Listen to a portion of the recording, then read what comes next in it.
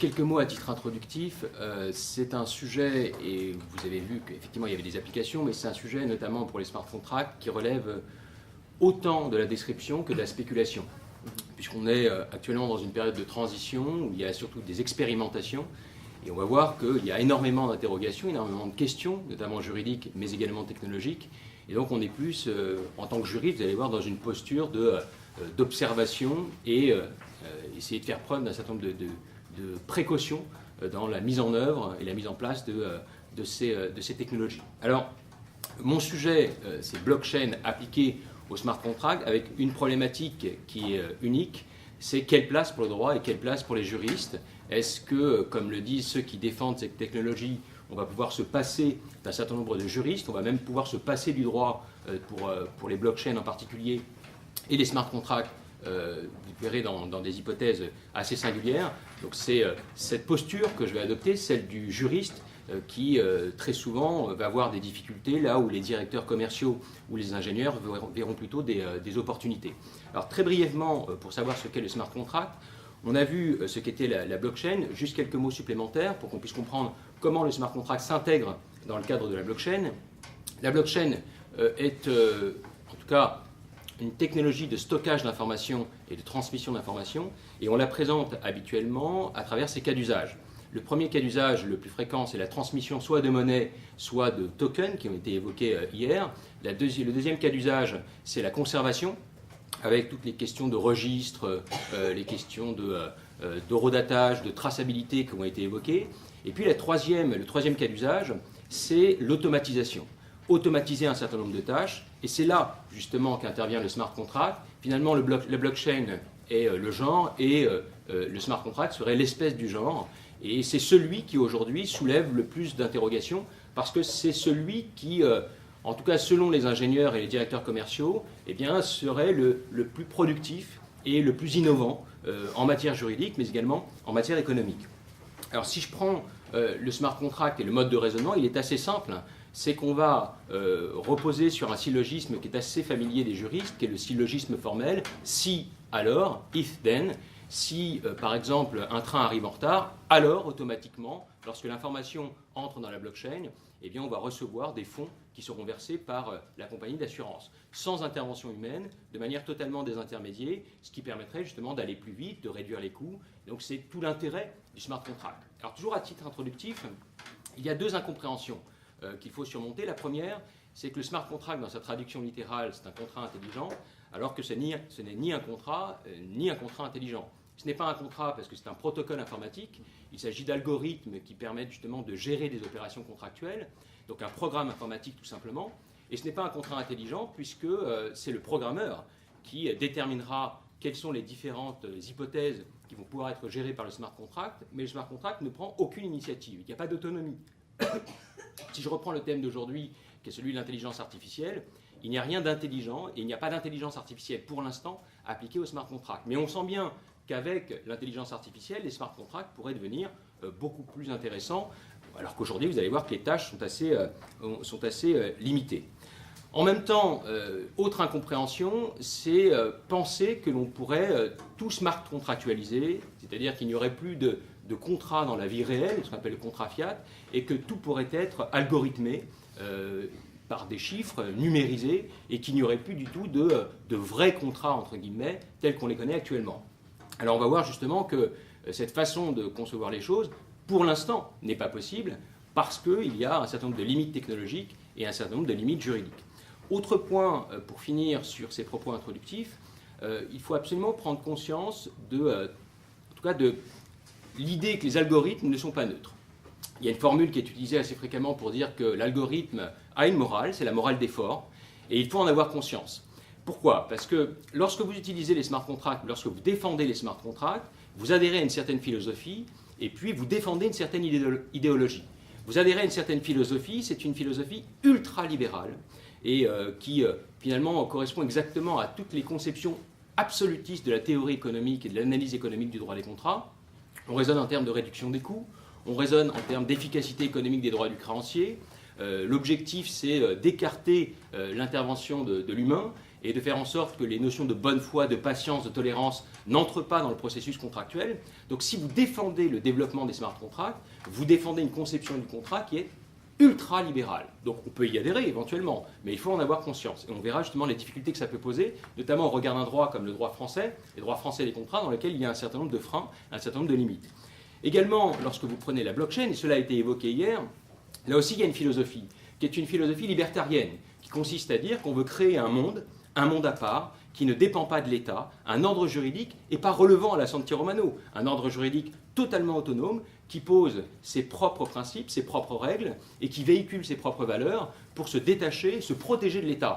Alors dans un État où il y a un système dictatorial, je comprends qu'on veuille se protéger, mais dans un État de droit où l'État est là pour protéger les droits fondamentaux, eh bien, défendre l'idée que la blockchain serait le monde idéal, je pense que c'est une vue de l'esprit et de la poudre aux yeux.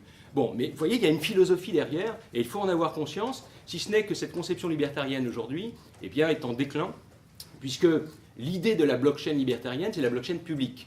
Tout le monde peut y entrer de manière pseudonyme, sans aucun contrôle, sans aucune condition, et sans aucun tiers pour essayer de réguler ou modifier les règles de fonctionnement. Alors que ce qui se développe en réalité aujourd'hui sont les blockchains privées, une sorte d'intranet amélioré, dans lequel vous avez quelqu'un qui contrôle, qui peut modifier les règles, et une identification des acteurs. Et ces blockchains de consortium ou blockchains privées ou blockchains hybrides eh bien, sont à l'opposé de la philosophie qui était développée au départ pour justement encourager les blockchains publiques.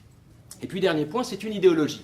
L'idéologie, et je vais reprendre une distinction qu'utilisait Alain Supiot lorsqu'il défendait, lorsqu'il expliquait en tout cas le développement des contrats dans notre société, il parlait de contractualisation qu'il ne faut pas confondre avec le contractualisme. La contractualisation est une notion descriptive qui consiste à dire que quantitativement, l'instrument contractuel se développe dans des domaines notamment où on ne l'attendait pas. Dans le cadre de la famille, mais en droit des personnes et bien au-delà. Et à côté de cela, à côté de la contractualisation, il y a le contractualisme. Et là, qui est une idéologie, qui est un discours, qui consiste à dire qu'il faut tout réduire au contrat et que les normes, aujourd'hui, doivent être contractuelles et on doit se séparer de toutes les autres normes, notamment la loi. Et donc, c'est une idéologie, un discours politique qu'on retrouve dans le smart contract. Il y a ceux qui prônent la smart contractualisation et qui décrivent un phénomène qui consiste à dire que le smart contract pourrait se développer en matière contractuelle. Et puis, il y a les smart contractualistes qui, eux, ont un véritable courant politico-technologique qui consiste à dire que le smart contract doit l'emporter dans tous les domaines. Et le risque, c'est que cette technofolie devienne ensuite une technophobie. Et on a déjà certains adeptes qui ont peur du développement sans contrôle de cette technologie que serait celle des smart contracts. Alors vous l'avez compris, en fait, les smart contracts, c'est un mal nécessaire, pour reprendre la formule de Carbonnier lorsqu'il évoquait l'inflation législative, c'est que les juristes doivent appréhender cette technologie et ils doivent l'appréhender sans freiner l'activité économique et le développement économique que pourraient apporter ces smart contracts. En un sens, ça répond au principe d'innovation que l'on connaît bien dans la notion de développement durable. Mais en même temps, comme c'est une technologie dont on ne connaît pas toutes les conséquences et qui génère un certain nombre d'incertitudes, eh bien, il faut également contrebalancer le principe d'innovation par un principe de précaution. Ce principe de précaution consiste, pour le juriste, à être vigilant et à essayer de voir à la fois les vertus, certes, mais également les vices des smart contracts. Ce qui permet d'avoir mon plan en deux parties, en respectant les canons universitaires français, mais c'est de dire que dans un premier temps, au nom du principe d'innovation, il faut absolument que le contrat de demain laisse une place au smart contract, mais en même temps, au nom du principe de précaution, il faut absolument que ce smart contract continue d'être l'objet du droit et ne se détache pas des règles, et notamment des règles étatiques. Alors, premier point, au nom du principe d'innovation, il faut absolument encourager le développement, de manière mesurée, mais encourager le développement des smart contracts. Il faut que le contrat puisse être l'objet de ces smart contracts. Pourquoi ? Parce qu'il permet une sorte d'optimisation contractuelle et, dans un second temps, on va se demander si, pour autant, il y a une véritable révolution contractuelle. Optimisation contractuelle, d'abord au stade de la formation, puis ensuite on verra surtout au stade de l'exécution. Au stade de la formation du contrat, le smart contract permet de réduire les coûts, permet de réduire les délais et permet d'instaurer une plus grande sécurité. Je vous donne quelques exemples pour que vous puissiez prendre conscience de l'intérêt. Le smart contract va utiliser la technologie blockchain, donc toute la sécurité qui a été évoquée hier et aujourd'hui. Et très souvent, on a du mal à établir la preuve de la remise d'un document de manière certaine qui permet de faire partir un certain nombre de délais. par exemple la remise de documents dans la conclusion d'une vente immobilière qui va faire partir un délai de rétractation, eh bien grâce à la blockchain et au smart contract, à partir du moment où le document entre dans la blockchain, automatiquement on considère que le délai commence à courir. De la même façon pour divers types de notifications, notification pour faire partir un délai de droit de préemption. Là aussi, on a du mal parfois à établir le moment précis où le document a été transmis pour faire partir le délai au bon moment. On a ça pour les droits de préemption du locataire. Il y a énormément de difficultés pour établir précisément si le document a été remis, est-ce que ce document est authentique, est-ce qu'il est complet et à quel moment précis il a été remis. On va pouvoir également, avec les smart contracts, eh bien, saisir en temps réel les différentes étapes d'un processus contractuel, que ce soit dans le cadre de la data room ou que ce soit dans le cadre, par exemple, de la création d'une œuvre artistique. On peut en temps réel, justement, protéger une œuvre artistique, alors qu'actuellement, on peut la protéger qu'au moment où elle est finie. Il est assez rare, justement, qu'on procède à une déclaration au fur et à mesure de sa création. Donc, avec le smart contract, il y a une sorte d'authentification et de sécurité en temps réel qui peut être instaurée. Alors, ce n'est pas au stade de la conclusion que le smart contract est le plus intéressant, mais au stade de l'exécution, puisqu'on va pouvoir automatiser un certain nombre de tâches. Une fois qu'un fait est accompli, qu'un document est remis ou qu'un acte est réalisé, eh bien vous allez avoir une transmission automatique. Transmission automatique de quoi? Transmission automatique de fonds, par exemple. J'ai pris l'exemple tout à l'heure du train qui arrive en retard. L'information est entrée dans la blockchain. Automatiquement, les fonds sont versés à l'usager qui a été victime de ce retard, sans qu'il y ait de demande, sans qu'il y ait de tiers, de manière totalement désintermédiée et totalement automatisée. On a un autre exemple. En matière, par exemple, de garantie autonome, vous avez la garantie documentaire. Une fois qu'un document qui est prévu par la Convention est remis, automatiquement, les fonds vous sont versés. Et l'intérêt de la garantie autonome, c'est qu'elle est automatique. Et grâce au smart contract, elle sera encore beaucoup plus automatique, puisqu'il suffira que le document soit remis, et remis dans une blockchain et donc authentifié, et automatiquement, eh bien, les fonds seront libérés. On peut également prévoir l'automatisation de l'exécution progressive de contrats. Je prends en droit français la vente en l'état futur d'achèvement. C'est une vente d'immeuble à construire, et au fur et à mesure de l'état d'avancement des travaux, on libère des fonds. Plus besoin de faire appel à un séquestre ou à une banque, il suffit simplement de créer un smart contract et au fur et à mesure où il est établi que vous êtes arrivé à un certain seuil de construction, eh bien les fonds sont libérés. On peut faire la même chose avec une hypothèque rechargeable en temps réel. Vous avez une hypothèque rechargeable et le moindre euro ou le moindre dollar canadien qui serait remboursé libérerait la recharge et permettrait de reconstituer une sûreté derrière. Et on pourrait justement faire des opérations sur mesure en temps réel grâce à cette automatisation des tâches par le biais des smart contracts. On peut également automatiser le début et la fin d'un contrat. C'est tout le marché des objets connectés avec un logiciel qui marche assez bien actuellement qui est Slockit. Vous allez louer un appartement, plus besoin d'Airbnb. Vous avez un rapport direct avec le particulier. Vous avez votre smartphone et puis vous le mettez devant la porte et ça vous ouvre la porte à partir du moment où il est établi que vous avez versé les fonds. Et tout est automatisé. On peut faire la même chose pour une promesse classique. Il y a une date qui est prévue pour la réalisation d'une condition suspensive. Si la date n'est pas respectée, automatiquement la promesse est caduque, sans aucune intervention humaine et restitution éventuellement des fonds ou éventuellement perte des fonds si on considère que cet échec vous est imputable. Mais vous voyez, on peut aller très très vite dans des opérations contractuelles et ne plus subir l'intervention humaine. Alors, est-ce que c'est une révolution contractuelle pour autant? Il est vrai que c'est beaucoup plus sécurisé.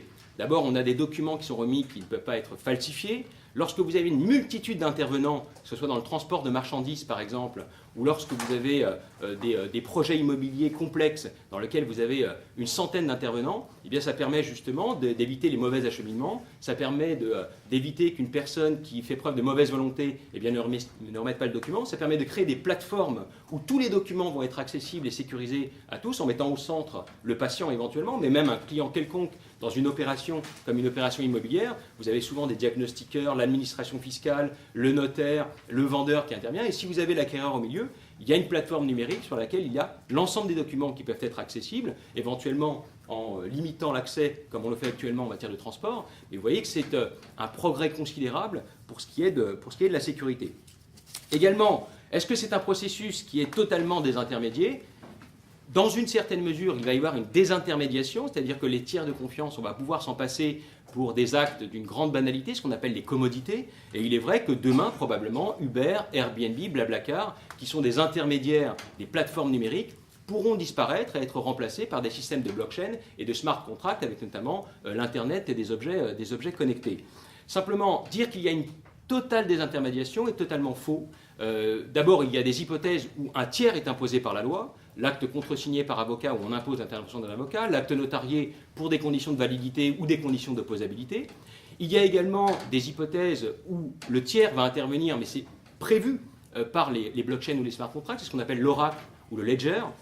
Lorsque l'information n'est pas dans la blockchain et que c'est une information qui vient de l'extérieur, vous avez un oracle qui peut également être un algorithme, mais un oracle qui est actuellement surtout une personne morale, une personne qui pourrait être responsable et qui va intégrer dans la blockchain l'information manquante. Et c'est cette information qui va permettre de faire produire au smart contract tous ces effets. Donc il y a un nouveau tiers de confiance qui serait cet oracle, mais il n'y a pas une désintermédiation totale. Et puis, la désintermédiation totale, pour un consommateur ou un justiciable quelconque, c'est une mauvaise chose puisqu'il lui faut un responsable. Et très souvent, on a besoin d'identifier une personne à laquelle on va pouvoir imputer une responsabilité. Et donc, à un moment donné, lorsqu'il y aura un problème juridique ou un problème contentieux, on va voir réapparaître un éventuel tiers, on va rechercher un éventuel tiers auquel on pourra rattacher une éventuelle responsabilité. Et puis, dernière question, est-ce que le processus est entièrement dématérialisé ? C'est l'idée que j'évoquais tout à l'heure. Est-ce qu'on peut tout smart contractualiser? Est-ce qu'on peut tout algorithmer et ne plus avoir de contrat fiat? Le modèle actuel, c'est un contrat classique que vous avez conclu dans le monde réel, et puis un smart contract qui va venir automatiser un certain nombre de tâches, avec les exemples qu'on a vus ensemble. Est-ce que je ne pourrais pas tout smart contractualiser? Alors, pour l'instant, ça existe, et c'est ce qui a été évoqué hier à travers les ICO. C'est le seul cas, avec des opérations assez simples, où tout est smart contractualisé. Mais pour l'instant, il y a des limites juridiques et technologiques à cette smart contractualisation totale. Limites technologiques parce qu'il y a des notions juridiques qu'on n'arrive pas à intégrer dans le smart contract, puis surtout des limites juridiques, puisque, comme je vous l'ai dit, il y a des conditions de forme qui sont imposées par les règles, des mentions manuscrites qu'on ne peut pas intégrer dans un smart contract, éventuellement même des problèmes de preuve qui ne sont pas totalement résolus aujourd'hui et qui ne permettent pas justement de tout smart contractualiser. Alors voilà assez brièvement ce smart contract qui permettrait, on le voit, de rendre plus efficace, plus rapide l'exécution d'un contrat ou même de sécuriser davantage la conclusion d'un contrat. Et il me resterait 4 minutes pour mériter ton bouquin. Et franchement, vu comme je suis radin, il faut absolument que je puisse l'avoir gratuitement. Le smart contract est également l'objet du droit. Il doit rester l'objet du droit. Et donc, en même temps qu'on développe ce smart contract pour améliorer la conclusion et l'exécution du contrat, il faut absolument penser à la manière de le réguler et de l'encadrer juridiquement. Alors on peut le faire d'abord en assurant une régulation par le smart contract, en agissant sur la technologie elle-même, mais également au-delà du smart contract. Par le smart contract, il faut comprendre actuellement qu'il n'y a pas de droit, que le législateur préfère attendre de voir comment les choses évoluent, et donc en attendant, on a tout de même des acteurs économiques qui utilisent ces technologies. Comment peuvent-elles faire? Eh bien, utiliser le contrat comme on l'utilise habituellement, comme une technique de gestion des risques, c'est le terme qui était utilisé par Mousseron, et on va pouvoir, par des clauses contractuelles, limiter les risques liés au smart contract, qui certes suppriment certains risques, mais font naître de nouveaux risques liés à cette nouvelle technologie. Alors, quelles sont ces clauses? Les problèmes du smart contract, c'est qu'il ne gère pas l'imprévu, il ne gère pas l'imprévisible puisqu'il n'y a pas encore d'intelligence artificielle. Et donc, il va falloir prévoir des clauses de force majeure, voire des clauses de renégociation parce que les choses évoluent très vite. Clauses de force majeure, notamment lorsqu'il y a des problèmes de réseau qui est disponible, ou de piratage, ou de corruption de données. Et dans toutes ces hypothèses-là, il va falloir encadrer les risques par ce type de clauses que sont les clauses de force majeure. Également, il peut y avoir des dommages très graves et irréversibles. C'est la raison pour laquelle on doit mettre en place une sorte de compliance numérique. On va évoquer cet après-midi l'accountability, mais c'est exactement ça. C'est-à-dire des clauses par lesquelles on va imputer les risques, des clauses par lesquelles on va prévoir un contrôle des comportements, dans lesquelles on va imposer des procédures et des obligations de transparence, justement pour prévenir les risques en raison de l'automaticité des smart contracts. Donc ces clauses d'imputation et de répartition des risques sont des clauses auxquelles il faut réfléchir. Également, dans l'hypothèse des blockchains ou des smart contracts, vous avez un droit qui est souvent déterritorialisé, où il y a une externalité très forte, et il faut prévoir des clauses attributives de juridiction, des clauses de choix du droit applicable. On a également des problèmes d'incertitude probatoire. Et de la même façon, comme on l'a fait, et comme on le fait traditionnellement lorsqu'on est confronté à une nouvelle technologie, prévoir des clauses qui vont déterminer la charge de la preuve, l'objet et les modes de preuve. Donc toutes ces clauses contractuelles vont permettre, pendant cette période de transition, eh bien, de limiter les risques liés à l'utilisation des smart contracts. Et puis, toujours dans le cadre des smart contracts, il va falloir repenser la place du tiers, ce fameux oracle que j'évoquais tout à l'heure, qui est une nouvelle profession qui va se développer. Qui sera cet oracle? Est-ce que ce sont les institutionnels classiques, comme la SACEM par exemple, la SACEM ou les NPI qui pourraient jouer ce rôle d'oracle et entrer l'information dans les blockchains? Est-ce qu'on devrait accorder une place plus importante aux juristes? Certains avocats pensent qu'ils sont les mieux placés, par exemple, pour jouer ce rôle d'oracle et entrer l'information dans la blockchain, puisque ce sont des professionnels du droit et ils assumeraient les responsabilités derrière avec l'assurance qui les protège. En tout cas, pour l'instant, il n'y a aucun droit spécial applicable aux oracles.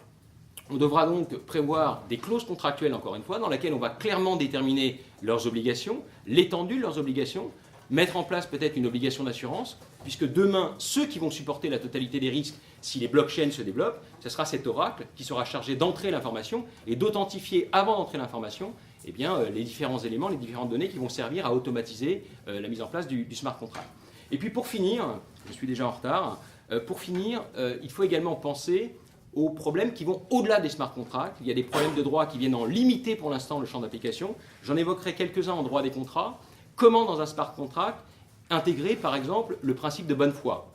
Alors, pas tant la notion de bonne foi, mais même le principe de bonne foi. Le smart contract n'est pas pour l'instant suffisamment intelligent pour essayer de moduler les règles en fonction de la bonne ou mauvaise foi, et il n'est pas capable non plus d'apprécier la bonne ou mauvaise foi des différents acteurs. Comment, dans un smart contract, intégrer des notions telles que le raisonnable, le légitime, la disproportion manifeste? Pour l'instant, ce n'est pas possible, mais encore une fois, avec les logiciels prédictifs et l'intelligence artificielle, demain peut-être, on aura, ce qui n'est pas rassurant non plus, mais on aura une meilleure appréhension de ces notions à contenu variable par les smart contracts. Comment combiner les smart contracts avec des règles d'ordre public? Par exemple, le smart contract se caractérise par son automaticité, notamment au stade des sanctions. Est-ce que c'est compatible avec la règle d'ordre public qui veut que le juge peut accorder un délai de grâce au débiteur? Dans ce cas-là, il y aura une incompatibilité. Est-ce que le smart contract ne déroge pas à cette règle d'ordre public? Et dans ce cas-là, sera totalement inefficace. Le smart contract et son automaticité dans les contrats d'adhésion, puisque ce sera un contrat d'adhésion le plus souvent, est-ce que cette clause ne peut pas être qualifiée d'abusive? Très certainement, face aux consommateurs ou dans des hypothèses de contrat d'adhésion, on aura affaire à des clauses abusives et le juge n'hésitera pas à priver des faits les clauses de ce smart contract. Et puis plein d'autres règles qui vont au-delà du droit des contrats. Comment combiner le smart contract avec le problème des procédures collectives, puisque cette automaticité de la sanction peut être incompatible, avec la sanction de la rupture abusive de crédit en matière de droit bancaire, qui est également ici incompatible, avec le droit à l'oubli, si ce n'est que là on en fait trop à mon sens, parce qu'il n'y a pas d'information personnelle comme ça a été dit, c'est juste la marque, l'empreinte numérique qu'on retrouve sur la blockchain, mais toutes les données personnelles sont à l'extérieur, donc il n'y a pas véritablement d'atteinte au droit à l'oubli. Et puis si c'est un droit comme les autres, il suffit d'introduire une clause dans le contrat par laquelle on renonce en utilisant le smart contract et la blockchain à son droit à l'oubli, et on accepte que des informations nous concernant ne puissent plus être effacées sur cette technologie. Alors je ne vais pas aller plus loin, juste pour vous dire que ceux qui prônent que la blockchain et le smart contract échapperaient au droit et pourraient à terme écarter de plus en plus les juristes et entraîner une disruption des métiers du droit, c'est totalement faux et on le voit dans deux exemples récents et je finirai par là. Deux exemples qui montrent que la blockchain et le smart contract ne peuvent pas échapper à leur destin juridique. Premier élément, c'est que la blockchain à l'origine était le symbole du libertarien qui voudrait justement échapper à toutes les règles. Or, l'un des cofondateurs des bitcoins a, le 8 février 2018, déposé un brevet européen pour protéger la blockchain, ce qui montre que c'est une philosophie totalement opposée à ceux qui avaient créé la bitcoin au départ. Et puis le deuxième exemple, celui qui a été évoqué par Thomas hier, c'est que la bitcoin était censée échapper à toute qualification juridique, mais pour des raisons fiscales, on a qualifié celui-ci de bien meuble incorporel pour lui appliquer le régime des plus-values, et puis pour les revenus, on a appliqué le régime des bénéfices non commerciaux et des bénéfices industriels et commerciaux. Et donc finalement, ce qu'évoquait tout à l'heure Jean-Christophe est tout à fait vrai, le droit peut s'adapter, mais en revanche ici c'est un droit qui est très strict et très rigoureux et qui pourrait éviter qu'il y ait certains abus et qu'il y ait trop de fantasmes autour des smart contracts. Merci.